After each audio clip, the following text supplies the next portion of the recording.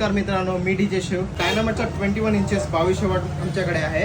Speaker तर खूप भारी वाजतो, पण याच्यामध्ये छोटंसं मला एक डाऊट येतोय. स्पीकरचा जो स्पायडर आहे तो स्पायडर ग्लू सोडतोय आणि त्याच्याने आमची स्पीकरची कॉईल जळून चालली. आता ही तिसरी वेळेस आहे. 2 वेळेस आम्ही रिपेअर केला आहे, आता ही तिसरी वेळेस आहे.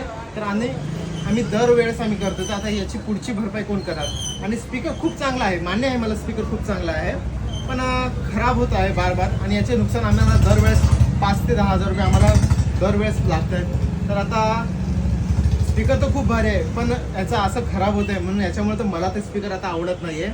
तर माझे जे पण मला जे ऐकतात, माझे व्हिडिओ बघतात, माझ्याकडून एक टिप म्हणून की डायनामाइटचे स्पीकर 21 इंचेसमध्ये घेऊ नका, कारण एका वर्षामध्ये स्पीकर खराब होत आहेत.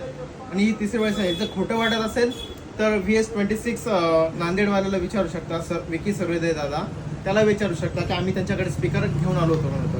आणि हा तर तो नाही, हा दुसराच आहे.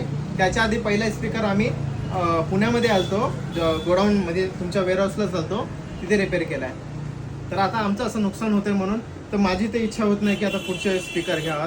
सध्या आता आमच्याकडे फुल सेटअप आहे, 8 स्पीकर आहेत, पण अजून आम्हाला सेटअप वाढवायचा आहे. पण आता मला असं वाटत नाही की मी डायनामाइटमध्ये शिफ्ट व्हावं. सध्या तर मला व्हिडिओच्या माध्यमातून मला हे सांगायचं होतं की डायनामाइटचे 21चे स्पीकर घेऊ नका. थँक्यू, धन्यवाद.